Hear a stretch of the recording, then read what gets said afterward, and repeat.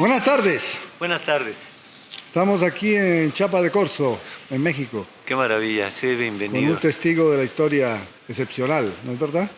Tú eres Pues- un testigo de la historia mexicana, de alguna forma. Pues de muchas formas. Sí, de muchas formas. Sí. Tu nombre es Yo soy Mario Galindo, Mario Galindo de Ciudad de México, ¿no? de Ciudad de México, sí. Mis padres son de Centroamérica, Uy, de Guatemala. ¿fueron para allá? Sí, Fueron, cómo no. emigraron. Sí, Emigrantes en el DF, sí, pero son guatemaltecos. sí. Sí, Yo soy mexicano porque nací en el Distrito Federal. de padre guatemaltecos. Así es. Vamos a hablar un poco de lo que tú viste con el zapatismo. Lo que tú viviste con el zapatismo es el 1 de enero del 1994. Así es. ¿Cómo fue la señal, la comunicación que te llegó? Bueno, fíjate que fui invitado por mis suegros, los papás de mi mujer, a cenar aquí en Chiapa de Corzo. Entonces estábamos cenando ese día último del año, de 1993, estábamos cenando, y sonó el teléfono, mi suegra contestó y empezó a poner una cara de espanto. ¿Cómo? ¿Qué pasó? Que unos indios tomaron la presidencia municipal, que van a atacar. Y entonces alarmada nos comunica y digo, ¿qué está pasando? Dice, es que unos indios bajaron a San Cristóbal. ¿Cómo? Entonces, yo ahorita vengo. Entonces tomé mi coche y me fui a San Cristóbal. No pude entrar porque las carreteras estaban tapadas, árboles tirados, grandes árboles tapaban la carretera ya para llegar. Y entonces, pues yo estaba, no sé cómo voy a llegar, pero tengo que llegar. Me metí por un pueblo y salí, di la vuelta para entrar por Sinacantán. Entré por Sinacantán y llegué derecho a la plaza. Yo no veía nada, llegué a la plaza. Y entonces Marcos me bajo del coche, ya veo a la gente regada y el subMarcos en el balcón arengaba a la gente, no se preocupe, no va a pasar nada, mientras esto esté bien, lo que está muy caliente es allá en Comitán, en Ocosingo, hay que tener cuidado. Y la gente de acá abajo contestábamos, ¿y qué va a pasar con esto? ¿Van a poder salir los turistas? Y mil y un preguntas, ¿no? Y él siempre contestando. Y al momento que hace la declaración de guerra, eso fue impresionante, porque al momento de hacer la declaración de guerra, se oyó un disparo allá adentro de donde estaba él, atrás de donde estaba él. Y entonces, pues algunos corrieron, otros nos tiramos al piso, él desapareció y entonces, un momento más y apareció, es que no saben ustedes, tienen que tirarse al piso, ¿por qué se quedaron parados? Y nos regañó a la gente que no se había tirado al piso por esto, ¿no? Bueno, pasaron estas cosas, bajó, me tocó hacerle una entrevista con mi grabadora. Habló de su levantamiento, de las causas históricas, sociales y políticas que vivía el país y la crisis de las grandes culturas de nuestro país, ¿no? Entonces, pues le tomé la entrevista, él caminó hacia un costado de la plaza. Y hubo un momento tal en que no nos permitieron seguirlo. Se detuvo. Entonces, una mujer que yo, por su ejemplo, admiro mucho, la comandante Ana María, lo recibió. Es que poco se habla de la comandante Ana María. Ana María es un gran personaje de mujer. Poco se habla. Mucho tiene que ver la primera imagen que se hizo de Marcos y del movimiento, ¿no? Pero entonces vi cómo ella le ofreció una botella de Posh. Él venía excitado, pues, Entonces, agotado, pues toda la noche, las caminadas y todo esto. Y entonces, se echó su trago de posh, se relajó, se acercó ya a la gente para seguir con las entrevistas y siguieron las entrevistas. Al momento que un grupo de hombres no armados, zapatistas, como un pelotón, cruza la calle viniendo como de una farmacia, traían medicamentos, y lo riegan ahí en el portal de la presidencia municipal. Estos hechos para mí son claves porque yo los había vivido como en el cine, como ver a aquellos revolucionarios de época de 1920, arremolados, tirados por ahí en la plaza, metidos. Y así los zapatistas ahora me llevaron como que estar dentro de la película, estar dentro de eso que antes había vibrado como el hecho revolucionario de mi país. Y en ese momento, caminando yo esos corredores y encontrarlos a ellos también descansando, tirados a un lado, ahí platicando y haciendo empezaron a pintar los muros, demandas y figuras. Entonces estaban pintando sus demandas y entonces ahí me arrobó mucho ese hecho que para mí solamente lo había vivido en esto. Bueno, a una hora tal, pasaron cosas y el submarco sellar. Bueno, ya es hora que se vaya todo el mundo a su casa porque esto ya se acabó. Se va a poner duro el asunto, así es que mejor se retira. Nadie se puede quedar aquí. Nadie. Todos se van. Y nos fuimos todos. Me recibió una amiga mía. A las 4:30 de la mañana, que 5, decidimos regresar y regresamos. Y estaba así, solitario. Humeaba algunos lugares, todos los medicamentos, los archivos de Palacio, claro, de Palacio de Gobierno estaban tirados, todo volteo y veo la bandera zapatista, allá, arriba, en el asta del Palacio de Gobierno. Entonces subo y la bajo y la doblo y la cargo conmigo. En las pláticas por la paz escribí un documento a don Samuel Ruiz, obispo, que quería entregar esto, que no me pertenecía. Y bueno, y él abogó para que yo fuera recibido por el ejército zapatista en la catedral y yo pudiera entregar esa bandera que no era mía, sino que era de ellos que habían olvidado. Entonces, conjuntamente con estas cosas, a mí me roba, porque pasan muchas cosas más. Hago el seguimiento, llego a Cocingo, a ciertas reuniones indígenas en Sinacantán, en Chenaló, en Chalchihuitán, en otras regiones. Y tengo experiencias que yo nunca antes había tenido. Yo soy un hombre clase media, urbano, dueño de una educación bastante limitada, que cuando me encuentro estas culturas empiezo a creer en el que está enfrente, en el otro. Ya no es mi ego, sino ya creo en aquel que es diferente a mí, pero que está haciendo sus cosas y como tenemos idiomas diferentes, pues lo que hace es real y no trato de convencerlo ni trato de convencerle como esa pugna de egos brutales que en un momento dado aparecen. Y aprendo mucho de las culturas de aquí. Tuve anécdotas con algún niño, con algunos juguetes o objetos rituales de las culturas de la región, con hombres y mujeres de un espléndido valor y también contrastado con situaciones agresivas y fuertes y violentas, porque el indio es cabrón también, no es fresa.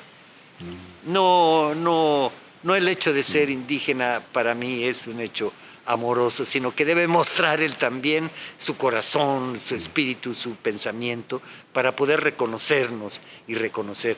El otro es brutal, está dañado, está orillado, está marginado y enajenado porque está conquistado por esa cultura occidental o la cultura del consumismo, en donde el poder ejerce su influencia y él también quiere ejercer Sí. poder.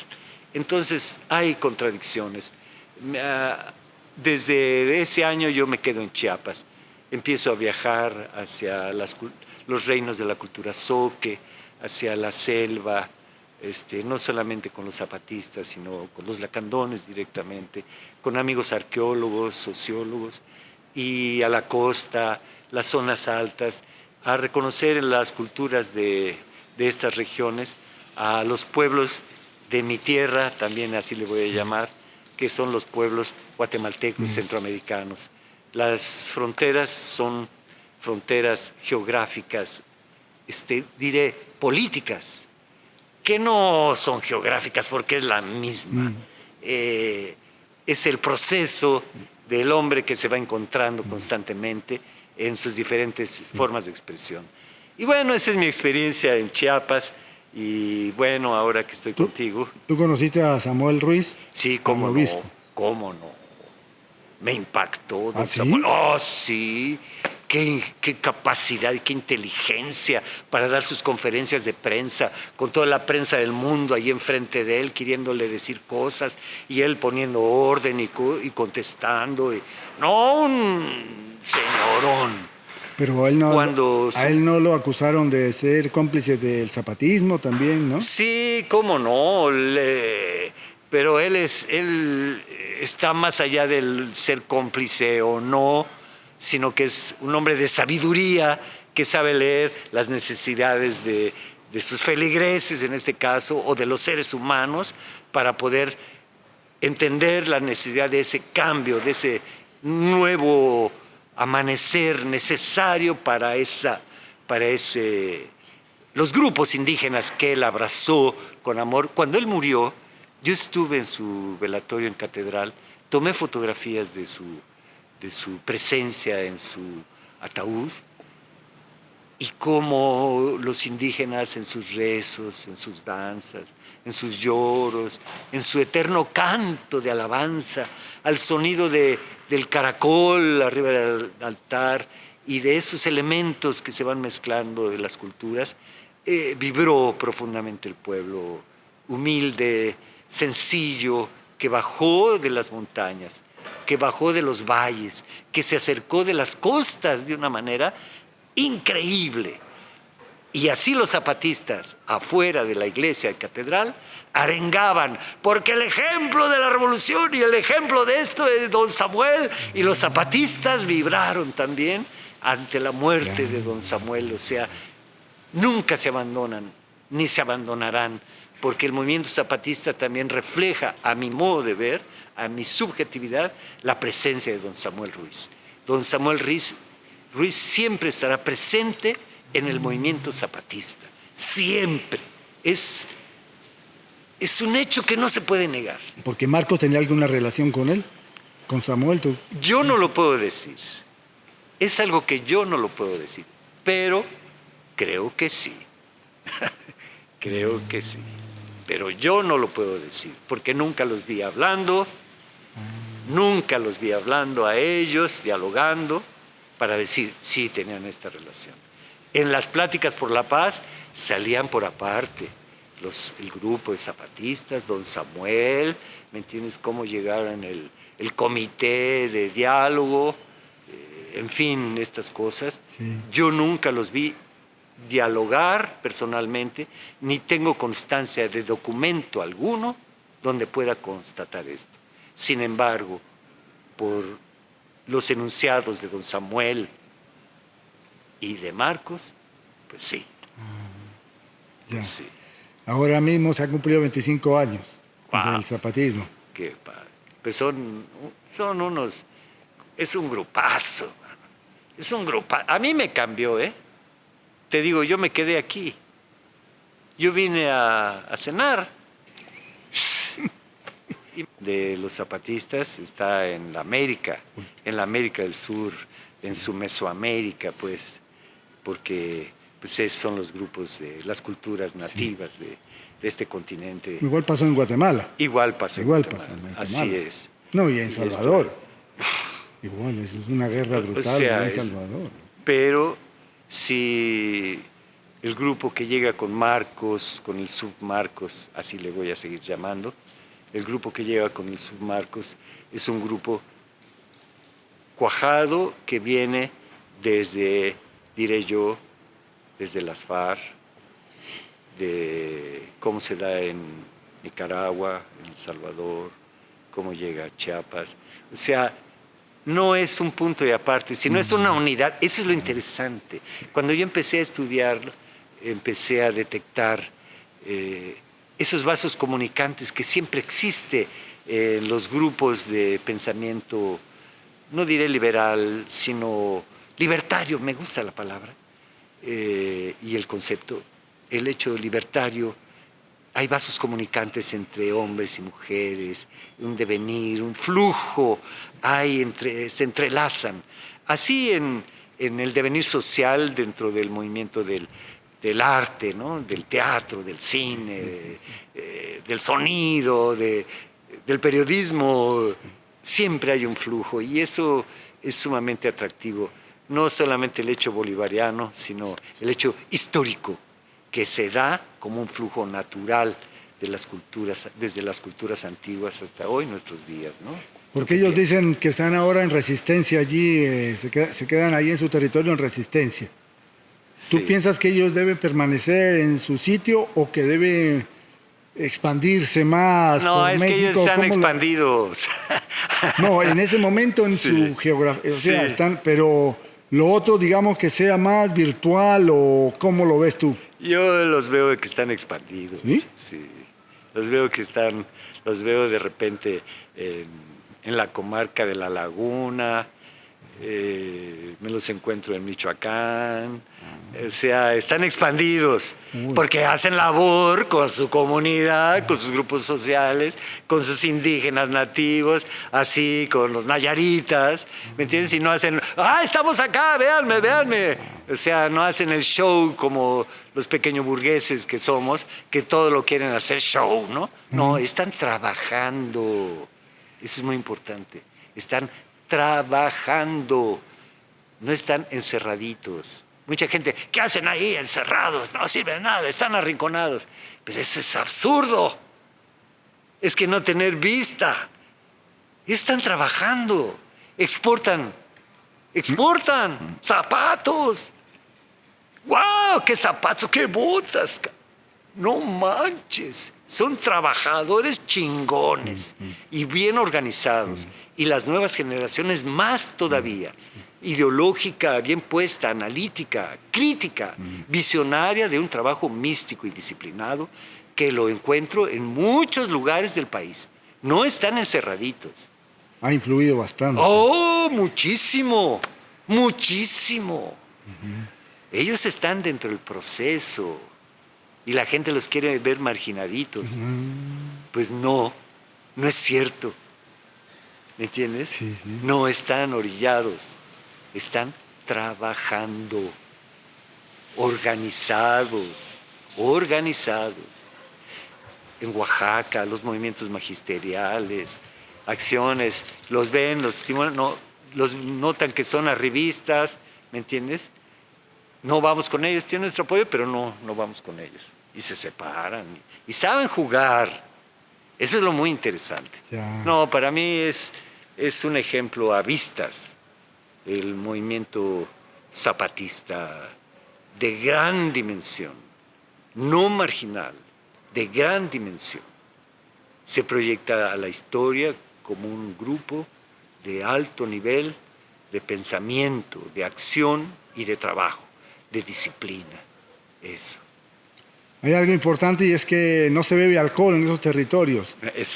Claro. Pues no les interesa. Pues si son disciplinados, trabajan, saben para quién trabajan, cómo lo hacen. ¿Tú crees que se van a meter alcohol? ¿A orillarse de su realidad? No, ellos quieren estar más cerca de esa realidad. Pues esa es la que gozan. No necesitan el alcohol para hacer su engaño del placer que puede sentir la gente que lo bebe. No, ellos no se engañan. Ellos viven el placer de hacer lo que hacen. Es un placer. Y por eso salen grupos, a ver, te vas a Veracruz, se van a esto está pasando. A ver, compañeros, y se reúnen, y hablan, y dicen. Sí, claro. No. Porque tú ves el pueblo mexicano autodestructivo con el alcohol y drogas y todo Pues eso. sí, colonizado. Es un pueblo no solo colonizado, hecho para el consumo. Es el pueblo consumista. Ellos no optan por el consumismo. Pero no, claro que no. Están en otro terreno. Claro. Pues eso, compadrito. Hermano, muchas gracias por tu atención. No, pues gracias a ti, eres muy amable. Muy interesante. Me dio mucho gusto compartir contigo mi pensamiento.